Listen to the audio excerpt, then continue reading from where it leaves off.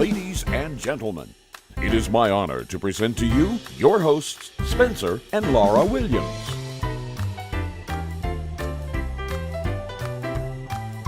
Hey everyone, I'm Spencer. I'm Lara, and we're married to board games. One of the things I really like about gaming is that you get to do things you'd never actually get to do in real life. Sometimes those things are good things, like rescuing people from burning buildings or saving the world from the spread of disease. But sometimes the things you can do are illegal. Things like robbing a train or entering fantastical creatures and mechanical monstrosities into illegal pit fights against each other and then betting on them. And that's exactly what you get to do in Underleague. So how does it feel to be a monster breeder and gambler? Let's pay a visit to the smoke-filled city of Helgarten and take a closer look at Underleague.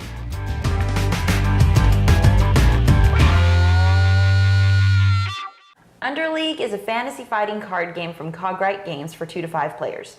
In Underleague, each player will have a deck of 30 creature cards, 3 of which will be placed in a stable. These are the creatures you will use to fight against the other players. In addition, there is a 250 card strategy deck that is made up of equipment you can place on creatures and schemes you can play to give you an advantage in battles.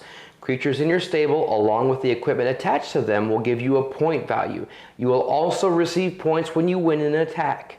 The first player to 20 points is the winner. There's also a bidding aspect to this game, and in order to further explore that, we're going to head over to the table. Now this is a pretty good representation of Underleague. Again, this is a Kickstarter preview, so none of these components were finalized. In fact, I would really almost call these placeholder components because they're not really anywhere near what the finished product's going to be. They just serve the purpose that they need to serve. First thing I want to go over are the creature decks. Now there are 5 creature decks in the game, and there are 30 creatures in each deck, and they're the same 30 creatures in each deck, so every player will start out with the same 30 creatures. When you begin the game, everybody will take a creature deck, and there's a drafting phase that takes place in order to get your creatures down into the stable. The first thing you're going to do is you're going to draw 3 creatures. You're going to pick one. So in this case, I'm going to pick the Ravenous Flytrap. I'm going to put that down, put these 2 back. I draw 3 more cards, pick one of those. I'm going to choose the Gigantoraptor. That one's my favorite, actually. It's a very powerful creature. Put it face down. And then finally, we do it one more time. 1, 2, 3. Pick one of these guys. Let's do the Trampling Minotaur. And then we put the rest of them back on the bottom of the deck. And anytime you're going to add creatures or change out creatures, that's the process that you'll do is you draw 3 cards and then pick one and put the rest back. You only have 3 cards out at a time, so you'll never have more than 3 creatures, but there will be instances where you can transfer what you have back into your deck, and if one of the creatures isn't working out for you, you want to bring a new one in. And that's the process you would go through. Once everybody has their 3 creatures in their stable, everyone's going to flip over their cards to show what monsters they have, what creatures they have, and I'll go ahead and show you some important parts on these cards. First thing, for this Ravenous Flytrap, the artwork's going to be here. And then it's got the name, you've got the type of creature that it is, and then there's an effect here. And you'll find that on pretty much all of the monsters. There are also some numbers down here. When you do combat, there is a day combat or a night combat. So the person that's attacking will choose a creature they're going to attack, and the defending player will choose if this fight is going to take place during the day or the night. The higher the number, the better, because that's the number of dice you're going to roll. So if the defending player had chosen night, well, my Flytrap's not very good. I'm only going to roll 1 die, because when you roll, the sum of all of your dice is your combat strength, and whoever has the highest combat strength wins. So obviously, it's better for me to roll 3 dice because it gives me a higher chance to roll a higher number. I also want to draw your attention to the win-lose up here. In this prototype, what you're going to be doing is you take these, and there's a bidding phase, and you expend all of them. Everybody has 5, and you put down 5, and you're going to bet on the different creatures. In the final game, you're going to have chips that say win or lose on them. But essentially, it serves the same purpose. So I'm going to take a gamble and say that Ravenous Flytrap is going to win. And what's going to happen is, once the combat is resolved, If your bid was correct, so in this case, if I won the combat, I would get my gem back to come into play later on. But if I had lost, my gem would not be able to be used until another part in the round. And I'll get to that here in a minute. So it's always good to be successful on your bidding. One other number on the card I want to point to is this one down here. This is the value of the point value of the creature. So at the beginning of every round, you're going to total up your points. And in this case, this one's worth 2. And then I've got different values on these other creatures down here. And again, the first person to 20 points wins. So not only are you going to get points from winning your victories, you're also going to get points from the total of your creatures and the equipment they have attached to them. And I'll get to that now. There is also a strategy deck, and there are two different types of cards in a strategy deck. There are scheme cards and equipment cards. Now equipment, this is what you can play on your different creatures, and that's going to add to the value of your creature. So if I had this fragmentation maul on my fly trap, its value would now be 4, and that would ever increase to my goal of 20 points. Equipment has a effect on it usually, and again, it's got a modifier on it. Now I want to draw your attention to these numbers up here in the corner. These are the cost you have to pay in order to play these strategy cards. What you have to do is, you have to discard this many strategy cards in order to be able to play this card. So if I wanted to play down this fragmentation maul, I'd have to discard 2 strategy cards, and that's make that tough choice. Is it worth it for me to hold on to these cards, or is it better for me to discard them and put this equipment down onto my creature? So there's a good decision there to be made. The other types of cards are these scheme cards. So they're kind of like event cards. They have an effect on them. So it's the same principle though. You would have to discard 3 cards in order to play this out of action card. And in this case, it's choose an opponent's uncommitted creature, transfer that creature, you may choose its replacement.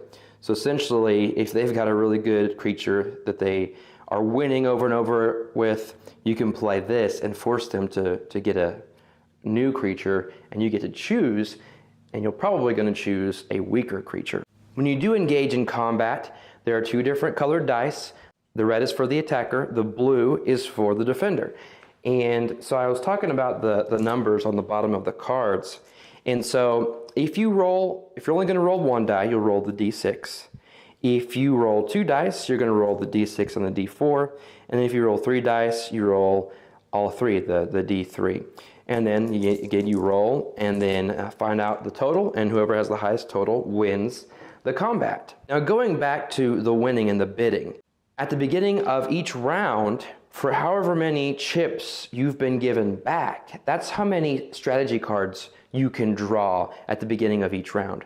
So it's definitely beneficial to bid successfully because the more successes you have, the more strategy cards you're going to get, the more equipment you're going to be able to have to put down on your creatures, the more schemes you're going to be able to have to play in order to make yourself better. So even if you have to, it might even benefit you to bid on yourself to lose and then intentionally lose that battle so that you can draw strategy cards the next round. You've got some bags over there. They're going to hold your components like the chips and the dice. Again, there are sets of everything for up to 5 players, so blue, green, red, yellow, purple, and then 5 different creature decks. And you've got decks of 250 strategy cards. And let's get to talking about some of these things. Obviously, the copy that we have is not a finished game by any stretch of the imagination. Right. So what we have to look at physically is not the best, but that's okay because we've seen what the game is going to look like in the finished product. Right. At least what we've been given or what we've seen on the website. And what do you think of that artwork? Wow. I mean, it does so many things. It so truly represents whatever item it's depicting. Mm-hmm. It helps set the mood for the game. Definitely the theme for sure. Yes, it's so thematic. And somebody worked really hard on this, and it's very talented. I almost think there's an element to, even though it is artwork, there's an element to realism to the way these creatures are drawn. You know, it's like there's like a shark kind of creature thing, and it looks like a shark, but is some reimagined in this Underleague world. Yeah. And it's really neat. So it's not cartoony. I like the realism, if you will, in the artwork style. And then the graphic design, like the backs of the cards, the box, that all looks really neat. And again, definitely evokes the feel of this style of game for sure. Right, and you were starting to move more into components as far as like bags and whatnot, and the betting chips. That is something that I love to play with. yeah. So we've got those little gems, that we use, and then the win-lose places on the cards. But I think definitely the win-lose betting chips are going to be a major improvement of the game, and I'd be excited to try those out. Definitely. And then also the bags, they'll be coming. The final version of this game will have like the logo on it. I'm sure those will be great quality too to put all of the chips and then the dice in. So all of the physical aspects of the game aside, let's move on to the gameplay. I think the gameplay is very interesting. It's not just, attack and defend, attack, defend, attack, defend. Yeah. There's a lot of decisions to be made in this game. Well, even how you come out to what creatures are in your stable.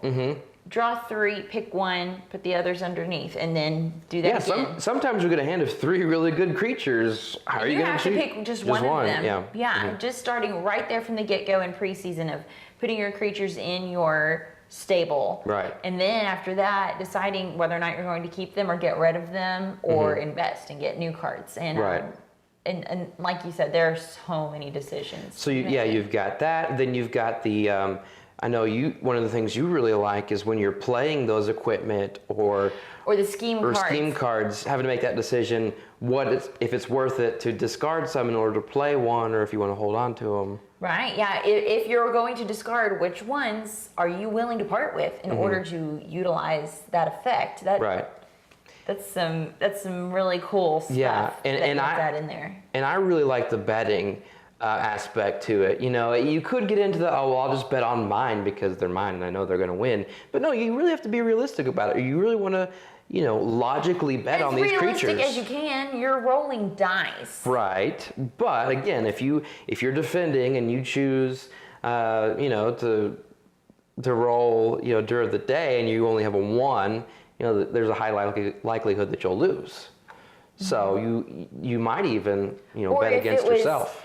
You were saying when you were picking your creatures to put in your stable, you have 3 really good ones. What if you have 3 really bad ones? Yeah. And you're having to pick the one who sucks the least. Yeah.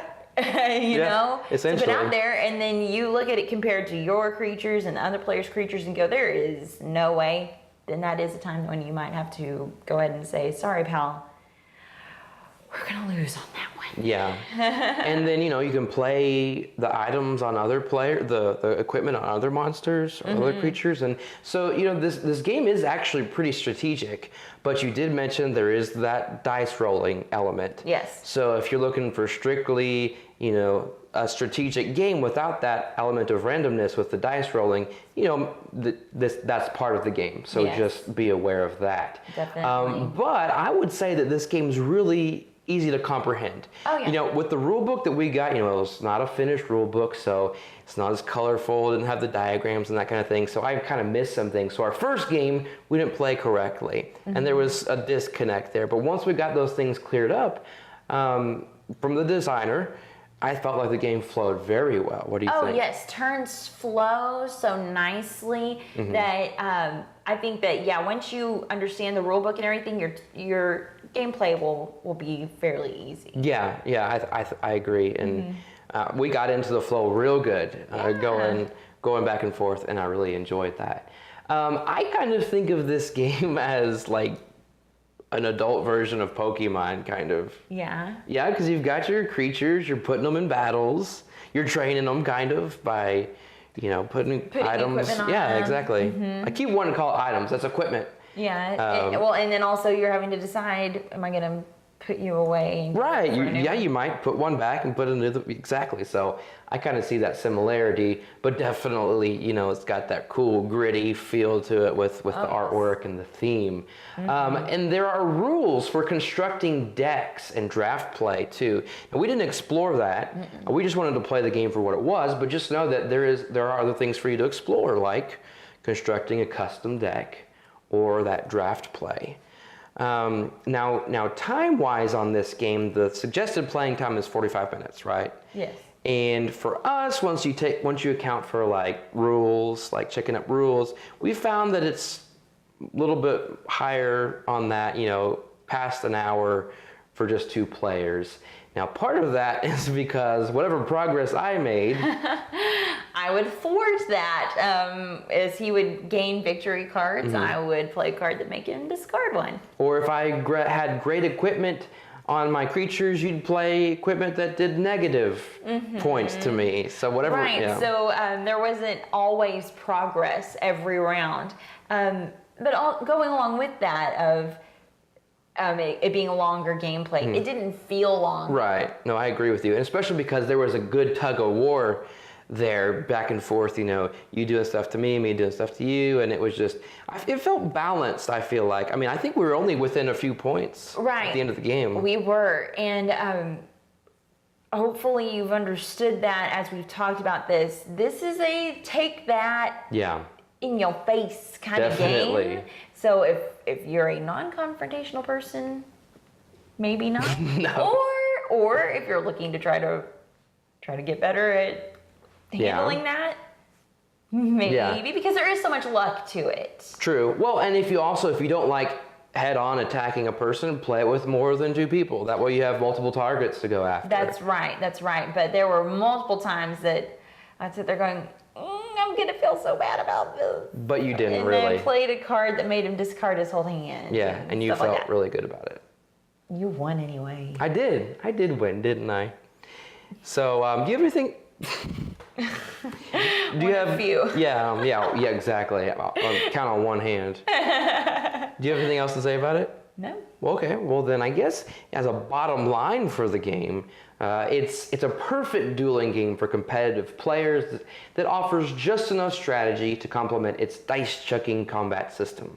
Usually when we review games coming to Kickstarter, we are given a mostly finished prototype. So when we received Underleague, it was pretty hard to imagine a finished product. But after seeing some of the images of the artwork, the graphic design, and quality of some of the other components, we cannot wait to see the final version of the game. If the physical components of the game are even half as good as the gameplay, there's nothing really negative we can say about it. Just be aware that games do have the potential to run longer than the estimated playing time, especially when you add more players. Other than that, Underleague is a game we can really get behind, and we hope to see it successful on Kickstarter. We're going to box this one up for now. Check out our reviews of published games over on the Dice Towers YouTube channel, and follow us on social media to keep up with everything else we're playing. And if you haven't already, check out our podcast where we discuss a wide range of tabletop gaming topics. And thank you so much for watching.